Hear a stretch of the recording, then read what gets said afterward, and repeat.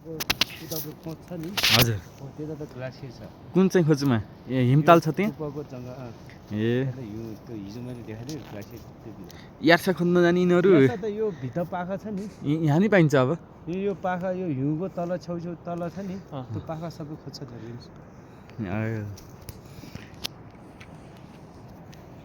यहाँ यति देखियो मात्रै हो फेरि आज गयो भने त्यहाँ माथि एक क्याम्प बस्नुपर्छ ए यो बिचमा फाट फाट छ क्या यहाँसम्म त्यहाँ त ठुलो फाटसम्म छ है त्यहीँ तालहरू धेरै होला भनेपछि तालहरू थुप्रै छ यता चाहिँ खासै केही रहन्छ नि यसमा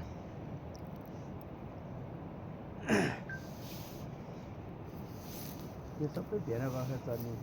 बाख्रा छ यहाँ आगो नलाइदिनु पर्ने नि आगो लगाइदियो आगो यो 15-20 दिनपछि त सबै आगो खाइदिन्छ यो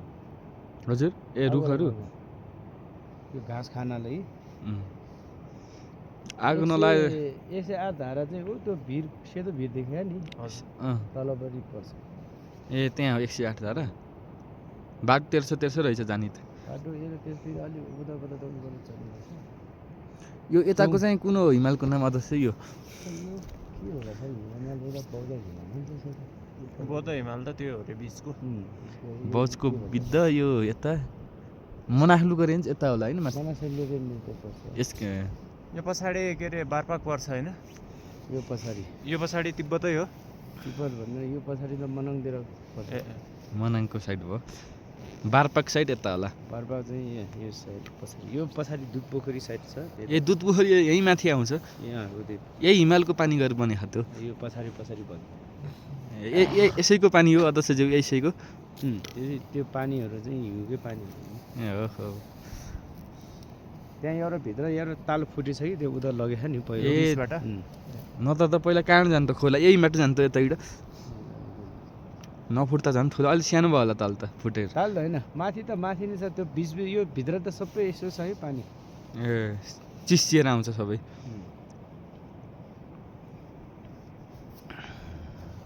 घाम लाग्न थाल्यो यहाँ पनि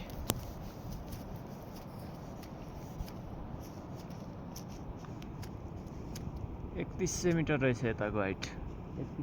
3131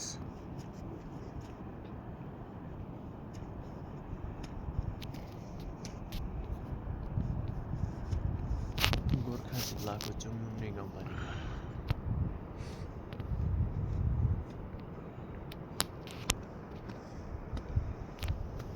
क्यामेरा भयो त मस्त भ्लग गर्न भने युट्युबमा हाल्ने अन्त यो त होइन हिमालको चिसो हो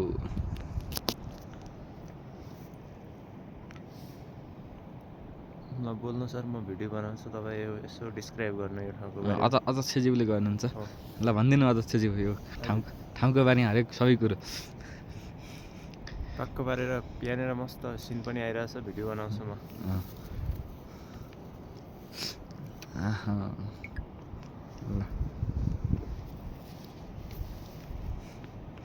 त्यो पारी चाहिँ यो कुर्की खन्ने जडीबुटी टिप्ने कुर्की है कुर्की खन्ने यहाँ कुर्की टिप्ने ठाउँहरू यार्सोकुमो टिप्ने ठाउँहरू झारलहरू कहाँसम्म आउँछन् यो वनमा होला हिउँ माथि डाँडामा हिउँ छेउछेउ त्यस्तो चिसोमा बस्छन् तल नआउने यिनीहरू तल आउँदैन धेरै हिउँमा हिउँ पऱ्यो भने तलै झर्छ ए हो रुबी नालाको रेन्ज माथिबाट तर्ने पर्वत पुरै यता ताल ग्लासियर चाहिँ यो बिचमा छ हजुर ठुलो ताल 500 मिटर जति तर्नुपर्छ तालै कसरी त हिउँमाथि टेकेर नि अध्यक्ष माथि नै टेकेर जाने भित्र हिउँ पानी माथि फुटो अन्त ज्यानको त झम्लङ बौद्ध हिमाल यार्सा भनेपछि यो उसमा जाने भने भेटिन्छ त यार्सा यो आगो लगाएको ठाउँमा नि भेटिन्छ यो आगो लगाएको ठाउँमा त्यो माथिको कि माथि त कालो पहाड हो उतातिरको उता कालो कालो देख्ने त्यति पाखातिर भेट्छ यहाँतिर त भेट्दैन रमाइलो छ ठाउँ चिल्लङ भन्ने यतै हो चितलाङ 108 धारी ए 108 धारी हिउँ चितुवा चाहिँ पाइन्छ कि पाइन्न जस्तो चितुवा पनि छ त्यही हिमालतिरै बस्ने होला हिमालतिर बस्ने त्यति देख्दैन एक दुईटा झारल देख्न पाएन फेरि जोङ हजुर जोङ चेत भन्छ जोङ चौर चाहिँ यो ठ्याक्क यो यहीँ जङ्गल पस्नु छ भएको? जङ्गलको तल त यहाँबाट रुखले छेक्यो उता चाहिँ सम्म फाँट छ है ए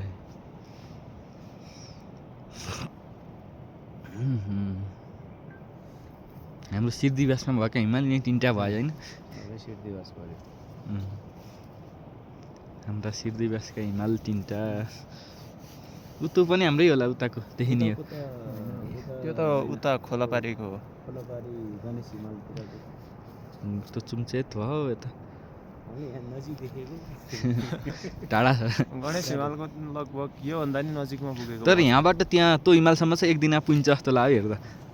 हेर्दा छ तर गाह्रै छ माथिसम्म बाटो कता कता खोजेर जानु पऱ्यो ऊ त्यहाँ भित्रभित्र त माटो निकाल्ने रहेछ ऊ होइन त्यस्तो पानीले त्यो माटो होइन त्यो चाहिँ धुप हो धुप त्यो कालो कालो देखियो नि त्यो हिउँको बिचमा कस्तो धुप भन्दा नि त्यो कोही पानी हिउँ पहिरो पनि गाह्रै छ कोही ए त हिउँ पहिरो हो माटो माटो तर कस्तो मसिनो होइन यताको चितुवाहरू हिँड्छन् होला ऊ झारल झारल यहाँबाट देखिन्न त्यति टाढाको थार थार भोराल हजुर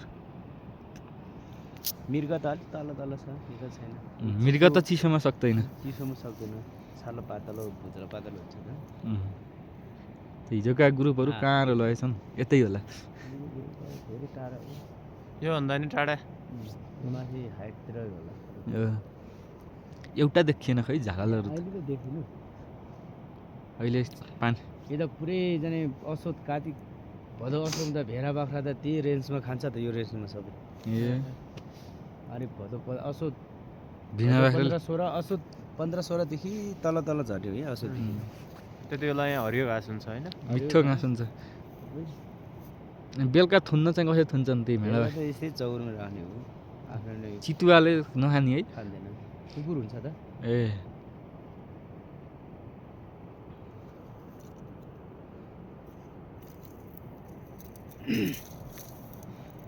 यो हिमाल पाउँदा हिमाल यता पछाडि पनि ठुलो फाँट छ नि किरा खोज्नु न हुम्दुङदङ भन्छ गुन्द्रुक हुम्दुङ ए हुम्दुङ हुम्दुङ साह्रै रमाइलो ठाउँ फेरि उताबाट देख्छ धेरै ठुलो ए बाटोको डिपिआर चाहिँ कहाँसम्म गरेका अध्यक्षज्यू माथिसम्मै गरेछन् माथिसम्मै त्यही रुमिनालासम्मै ए रुमिनाला अहिले पर्यटनले पनि अलिअलि भन्दै आएको छ यता तर बरु यहाँ राम्रै रहेछ यो बाटो बाटो चाहिँ राम्रो रहेछ बरु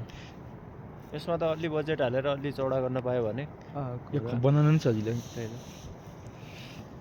यो नेक साइडबाट त घोडा खच्चर पनि ल्याउँछ त ए टुरिस्टहरू नि खच्चडै आउँछ है यहाँसम्म नेक साइडबाट नेक साइडबाट यो वर्षमा 15-16 ग्रुप आउँछ त्यही त यहाँ होटलको बस्ने व्यवस्था गर्यो तर भने मनाखलुतिर भन्दा कम रहन्छ क्या यो साइड पनि होइन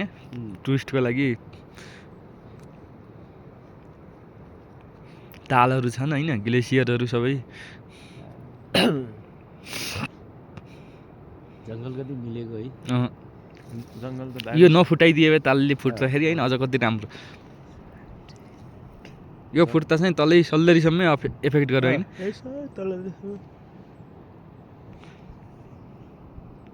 माछी खोलाहरू नि डुबान बनायो होला अलिअलि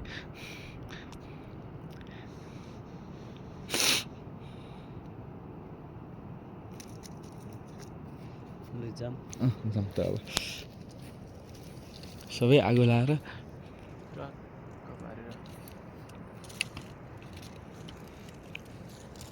युट्युब च्यानल खोल्नु पऱ्यो सर अरू केही हुन्न पर्यटनको वृद्धि हुने थियो होइन यस्तो ठाउँ पानी त क्या मजाले झऱ्यो हौ त्यो हिउँै होला त्यहाँसम्म झरेको त होइन अध्यक्ष त्यहाँ त ठोक्दा ठोक्दा पानी बन्छ होला है पानी तलै आउँदा होला अहिले त सलक्क जमेर बस्या अब एकछिनपछि घामले चाहिँ हुन्छ अब जाम त उत्तरी गोर्खा गोर्खाको पनि उत्तरी गोर्खा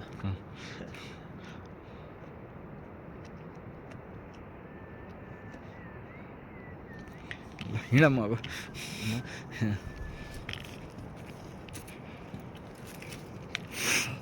बा चिसो त के साह्रो हो जमिसक्यो मेरो हात त